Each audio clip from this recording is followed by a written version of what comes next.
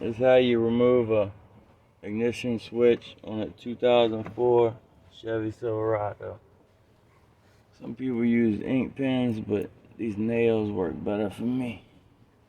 You got these two little push pins in here, little tabs. You push both of them in at the same time, and you pull whatever thing up. Then you get your flathead screwdriver, put it in there, pop it off. That's the old one.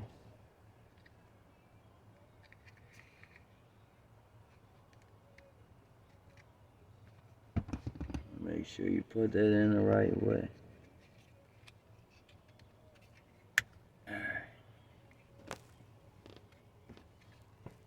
That's how it's gotta be.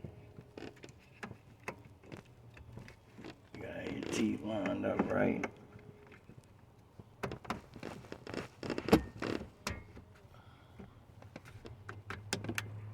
Alright. There we go. Ignition switch.